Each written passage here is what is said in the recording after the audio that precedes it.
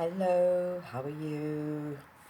Right, I thought I'd get on with the next reading of this because the last one was a bit no action, a bit boring, but it's setting the scene and necessary. So we'll carry on. We'll do well into chapter 2. Um, hang on. Yeah. So I finished off last time with how Katniss told Prim to tuck your tail in, little duck, and meaning her blouse in her skirt. And Prim giggles and gives me a small quack. Quack yourself, I say with a light laugh, the kind of laugh only Prim can draw out of me. Come on, let's eat, I say, and plant a quick kiss on the top of her head. The fish and greens are already cooked on a stew, but that will be for supper. We decide to save the strawberries and bakery bread for this evening's meal. To make it special, we say. Instead, we drink milk from Prim's goat, Lady, and eat the tough bread made from the tessera grain, although no one has much appetite anyway. It's 1 o'clock. We head for the square. Attendance is mandatory unless you're on death's door. This evening, officials will come around and check to see if this is the case. If not, you'll be imprisoned. It's too bad, really, that they hold the reaping in the square, one of the few places in District 12 that can be pleasant. The square is surrounded by shops, and on public market days, especially if there's good weather, it has a holiday feel to it. But today, despite the bright banners hanging on the buildings, there's an air of grimness. The camera crews, perched like buzzards on rooftops, only add to the effect. People file in silently and sign in. The reaping is a good opportunity for the capital to keep tabs on the population as well. 12 to 18-year-olds are herded into roped areas marked off by ages. The oldest in the front, the young ones, like Prim, towards the back. Family members line up around the perimeter, holding tightly to one another's hands. But there are others too, who have no one they love at stake, or who no longer care, who slip among the crowd, taking bets on the 2 kids whose names will be drawn. Odds are given on their ages, whether they're seam or merchant, if they will break down and cry. Most refuse dealing with the racketeers, but carefully. These same people tend to be informers, and who hasn't broken the law? I could be shot on a daily basis for hunting, but the appetites of those in charge protect me. Not everyone can claim the same. Anyway, Gail and I agree that if we have to choose between dying of hunger and a bullet in the head, the bullet would be much quicker. The space gets tighter, more claustrophobic as people arrive. The square is quite large, but not enough to hold District 12's population of about 8,000. Latecomers are directed to the adjacent streets, where they can watch the event on screens as it's televised live by the state. I find myself standing in a clump of 16s from the scene. We all exchange terse nods, then focus our attention on the temporary stage that's set up before the Justice Building. It holds 3 chairs, a podium, and 2 large glass balls, one for the boys and one for the girls. I stare at the paper slips in the girls' balls. 20 of them have Katniss Everdeen written on them in careful handwriting. 2 of the 3 chairs fill with Madge's father, Mayor Undersea, who's a tall, balding man, and Effie Trinket, District 12's escort, fresh from the capital with her scary white grin, pinkish hair, and green spring green suit. They murmur to each other and then look with concern at the empty seat. Just as the town clock strikes 2, the mayor steps up to the podium and begins to read. It's the same story every year. He tells of the story of Panem, the country that rose up out of the ashes of a place that was once called North America. He lists the disasters, the droughts, the storms, the fires, the encroaching seas that swallowed up so much of the land, the brutal war for what little sustenance remained. The result was Panem, a shining capital ringed by 13 districts, which brought peace and prosperity to its citizens. Then came the dark days, the uprising of the districts against the capital. 12 were defeated, the 13th obliterated. The Treaty of Treason gave us the new laws to guarantee peace, and, as our yearly reminder that the dark days must never be repeated, it gave us the Hunger Games. The rules of the Hunger Games are simple. In punishment for the uprising, each of the 12 districts must provide one girl and one boy called tributes to participate. The 24 tributes will be imprisoned in a vast outdoor arena that could hold anything from a burning desert to a frozen wasteland. Over a period of several weeks, the competitors must fight to the death. The last tribute standing wins. Taking the kids from our districts, forcing them to kill one another while we watch, this is the capital's way of reminding us how totally we are at their mercy. How little chance we would stand of surviving another rebellion. Whatever words they use, the real message is clear. Look how we take your children and sacrifice them, and there's nothing you can do. If you lift a finger, we will destroy every last one of you, just as we did in District 13. To make it humiliating as well as torturous, the capital requires us to treat the Hunger Games as a festivity, a sporting event pitting every district against the others. The last tribute alive receives a life of ease back home, and their district will be showered with prizes, largely consisting of food. All year, the capital will show the winning district's gifts of grain and oil, and even delicacies like sugar, while the rest of us battle starvation. It is both a time for repentance and a time for thanks, intones the mayor. Then he reads the list of past District 12 victors. In 74 years, we have had exactly 2. Only one is still alive. Hamish Abernathy, a paunchy, middle-aged man who at this moment appears hollering something unintelligible, staggers onto the stage and falls into the 3rd chair. He's drunk. Very. The crowd responds with its token applause, but he's confused and tries to give Effie Trinket a big hug, which she barely manages to fend off. The mayor looks distressed. Since all of this is being televised right now, District 12 is the laughing stock of Panem, and he knows it.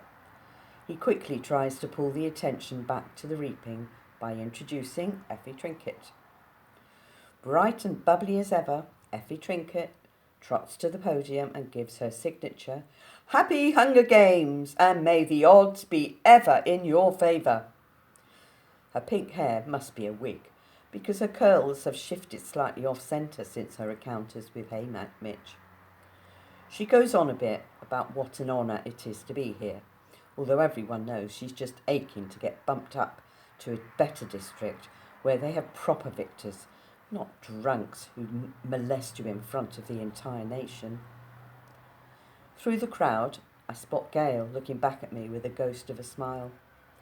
As reapings go, this one at least has a slight entertainment factor. But suddenly I'm thinking of Gail and its 42 names in that big glass ball, and how the odds are not in his favour. Not compared to a lot of the boys. And maybe he's thinking the same thing about me, because his face darkens and he turns away. But there are still thousands of slips. I wish I could whisper to him.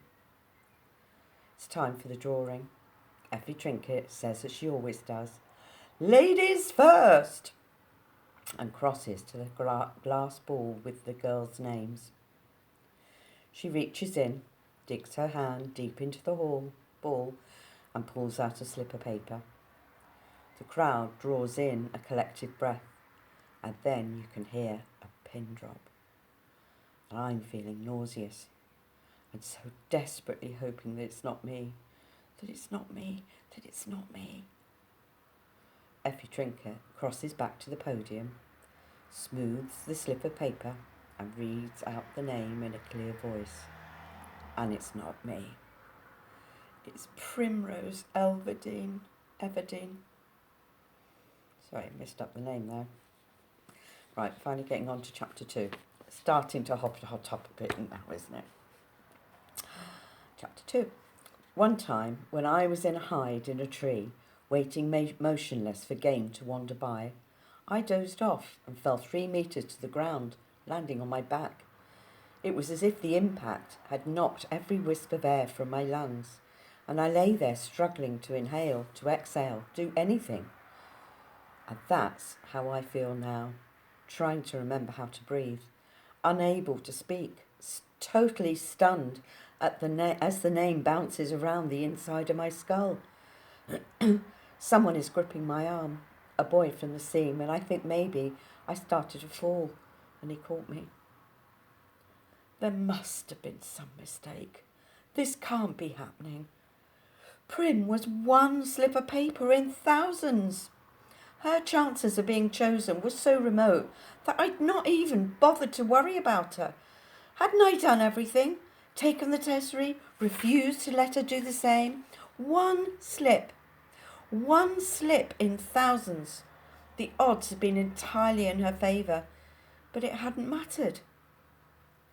Somewhere far away, I can hear the crowd murmuring unhappily, as they always do when a 12-year-old gets chosen, because no one thinks that's fair.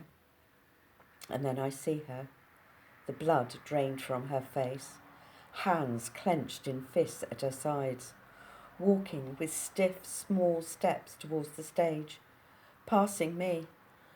And I see the back of her blouse has become untucked and hangs out over her skirt.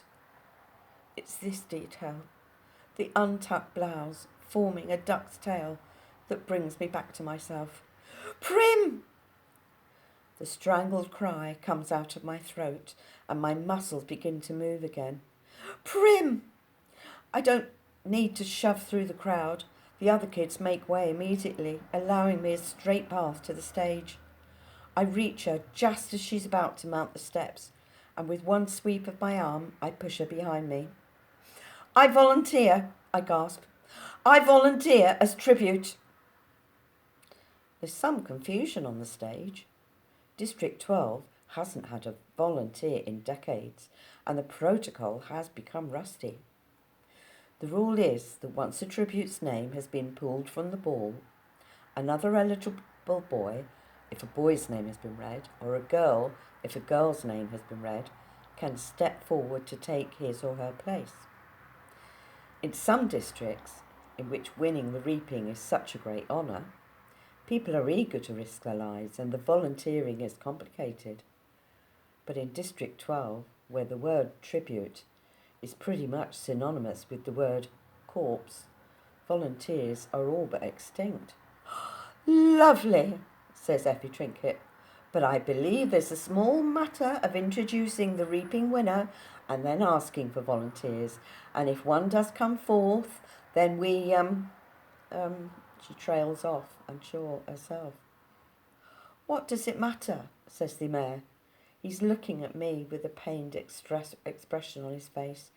He doesn't know me really, but there's a faint recognition there that I am the girl who brings the strawberries. The girl his daughter might have spoken of on occasion. The girl who 5 years ago stood huddled with her mother and sister as he presented her, the oldest child, with a medal of valour. A medal for her father, vaporised in the mines. Does he remember that? What does it matter? He repeats gruffly. Let her come forward. Prim is screaming hysterically behind me. She's wrapped her skinny arms around me like a vice. No, Katniss, no, you can't go.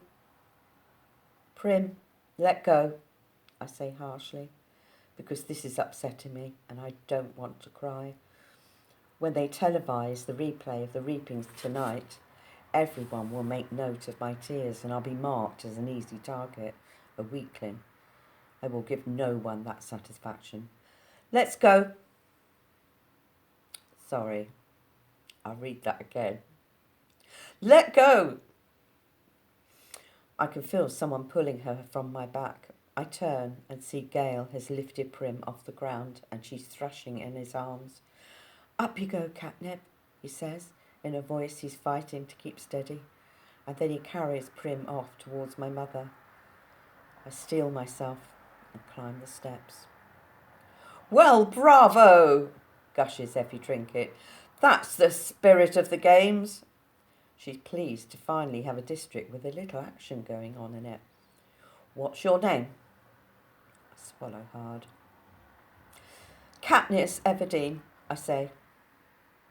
I bet my buttons that was your sister. Don't want her to steal all the glory, do we? Come on, everybody. Let's give a big round of applause to our newest tribute, trills Effie Trinket.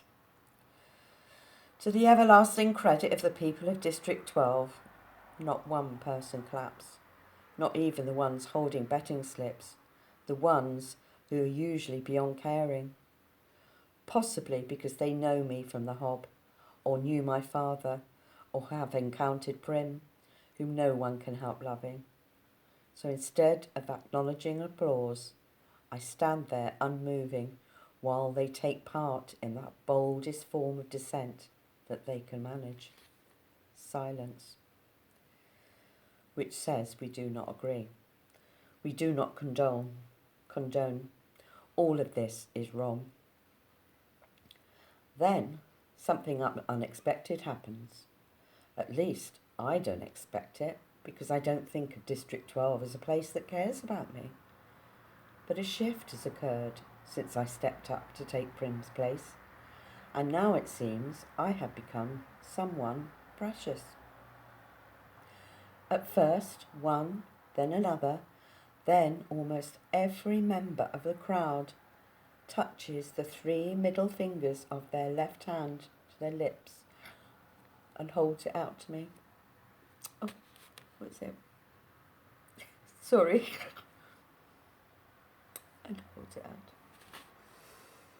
It is an old and rarely used gesture of our district, occasionally seen at funerals. It means thanks. It means admiration. It means goodbye to someone you love. Now I am truly in danger of crying, but fortunately Haymitch chooses this time to come staggering across the stage to congratulate me. Look at her, look at the one, he hollers, throwing an arm round my shoulders. He's surprisingly strong for such a wreck. I like her. His breath reeks of liquor, alcohol, and it's been a long time since he's bathed or had a shower. Lots of, he can't think of the word for a while, spunk, he says triumphantly. More than you. He releases me and starts for the front of the stage. More than you, he shouts, pointing directly into a camera.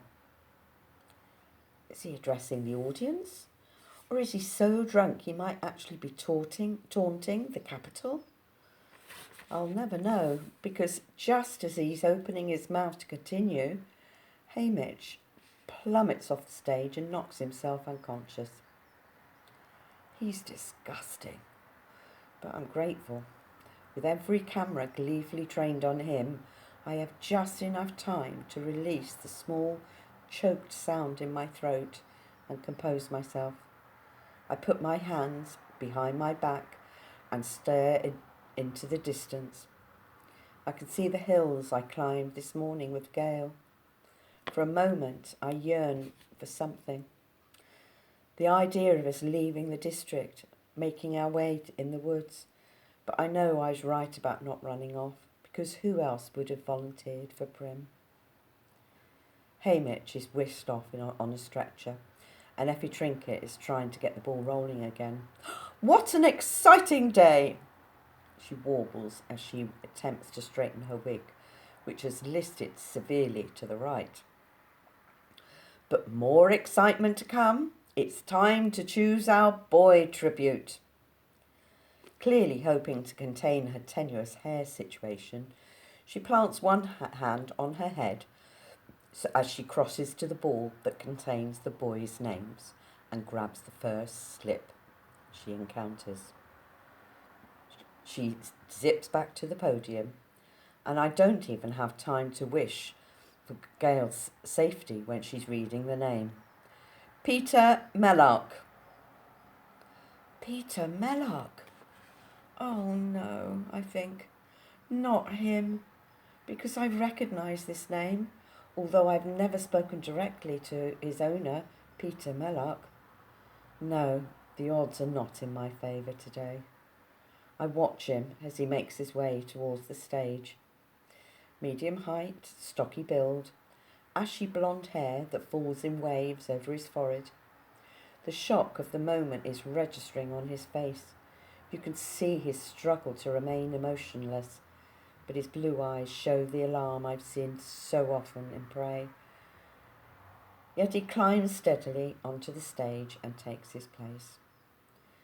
Effie Trinket asks for volunteers, but no one steps forward. He has 2 older brothers, I know.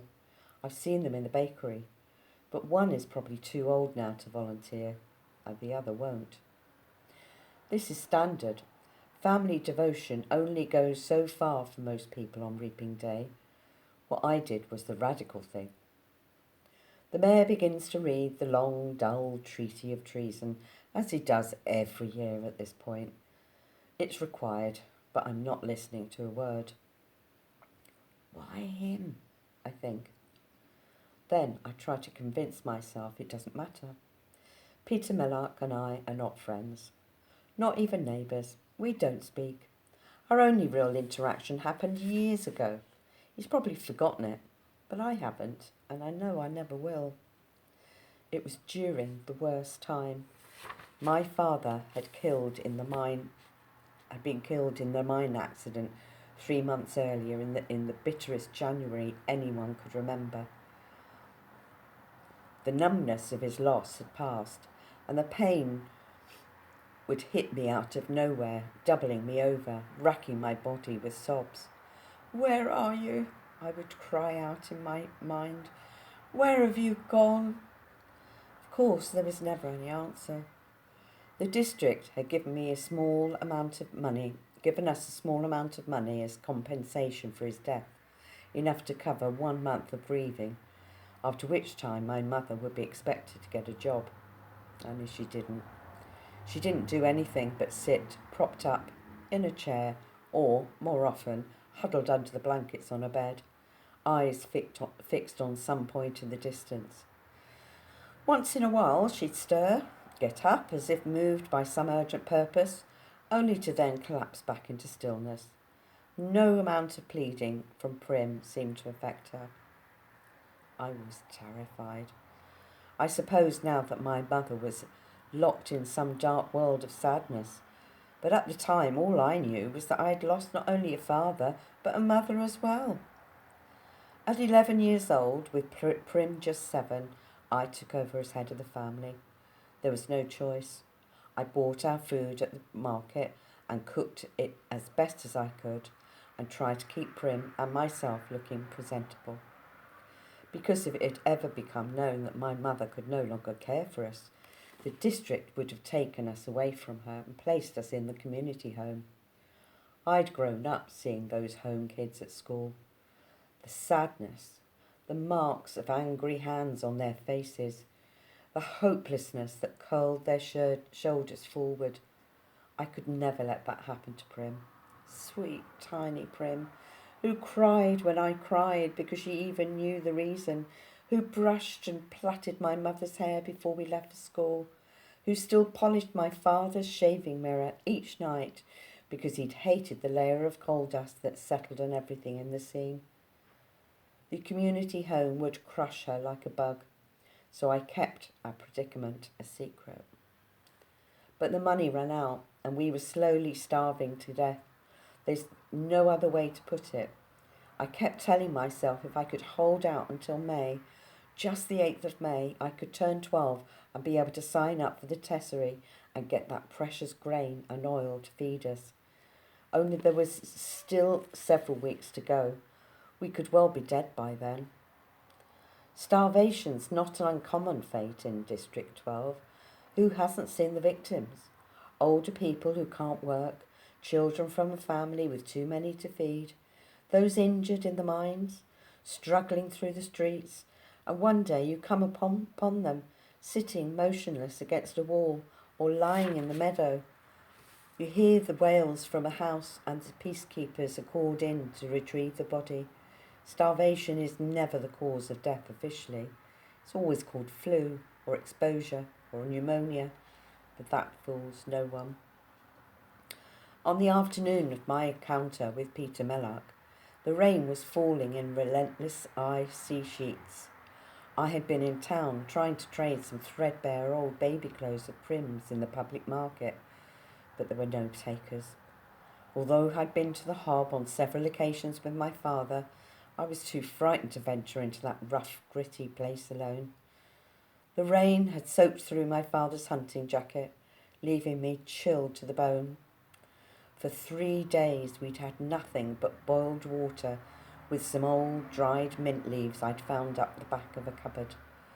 By the time the market closed, I was shaking so hard I dropped my bundle of baby clothes in a muddy puddle. I didn't pick it up for fear I would keel over and be unable to regain my feet. Besides, no one wanted these clothes. I couldn't go home, because at home was my mother with her dead eyes and my little sister with her hollow cheeks and cracked lips. I couldn't walk into the room with the smoky fire from the damp branches I'd scavenged at the edge of the woods after the coal had run out, my hands empty of any hope. I found myself stumbling along a muddy lane behind the shops that serve the wealthiest townspeople. The merchants live above their businesses, so I was essentially in their back garden. I remember the outlines of garden beds not yet planted for the spring, a goat or two in a pen, one sodden dog tied to a post, hunched defeated in the muck. All forms of stealing are forbidden in District 12, punishable by death. But it crossed my mind that there might be something in the rubbish bins, and those were fair game.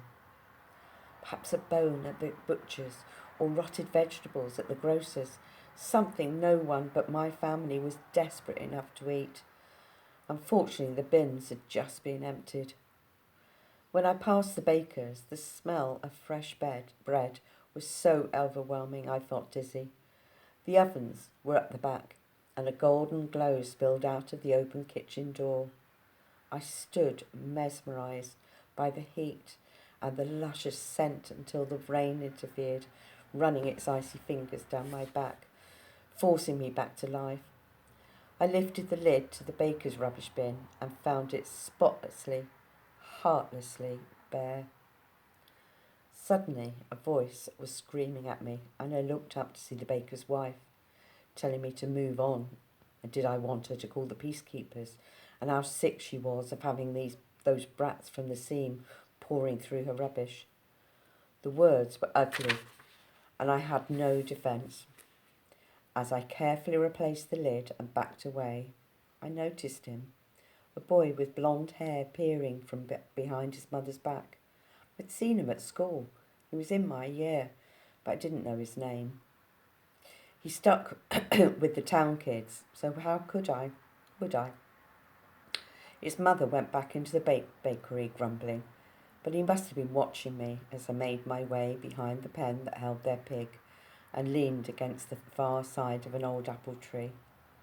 The realisation that I'd have nothing to take home had finally sunk in.